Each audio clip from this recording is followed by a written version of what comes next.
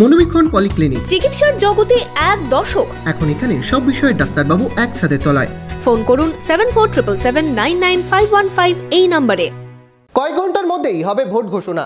তার আগে কোন আসনে এগিয়ে কারা চলছে চুলচেরা বিশ্লেষণ।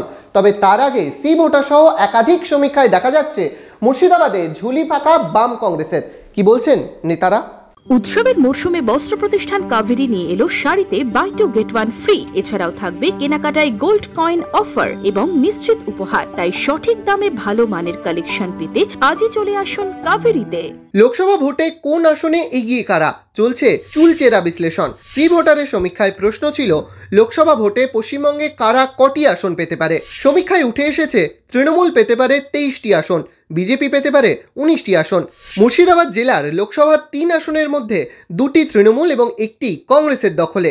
এই সমীক্ষা অনুযায়ী বহরমপুর আসনও হারাতে পারে কংগ্রেস, যদিও এই সমীক্ষাকে আমল দিতে নারাজ কংগ্রেস নেতারা। আর কার স্পেকুলেশন কতটা মেলে মানুষ তো জানে। আমরা মানুষকে বিশ্বাস করি, মানুষের রায়কে বিশ্বাস করি, মানুষের কথোপকথনকে বিশ্বাস করি। নিজেরা সারা বছর মাঠে পড়ে থাকছি, নিজেদের প্রতি নিজেদের বিশ্বাস আছে।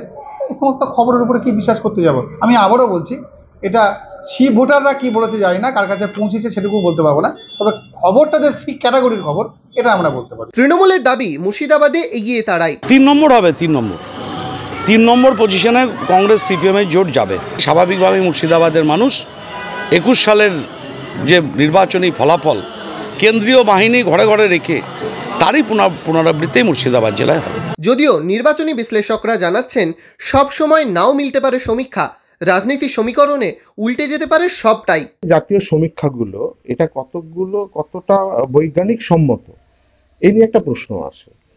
প্রথম কথা হচ্ছে, আমি যদি লোকসভার নিরিখে ধরি, একটা লোকসভায় কয়েক লক্ষ ভোটার থাকে। এবার দেখা যায় সেই লোকসভায় কয়েক হাজার মাত্র ভোটারকে দিয়ে সমীক্ষাটা করানো হয়। এবার সেইখানে কি সব মানুষের কথা প্রতিফলিত হচ্ছে না। তাহলে আমি কি করে ধরে নেব যে এই সমীক্ষাটা সঠিক?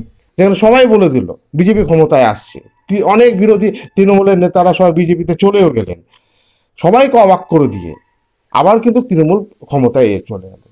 ফলে এই যে পরিসংখ্যানগুলো যদি আমরা বিশ্লেষণ করি, সেখানে কিন্তু এই হিসেবটা মিলছে না। কোনো রাজনৈতিক দলের হয়ে কাজ করছে না তো, এই প্রশ্নটা উঠে আসছে। তবে কোন আসনে এগিয়ে কারা সেটা বোঝা যাবে আরও সময় গেলেই। Bureau report, imagine community media.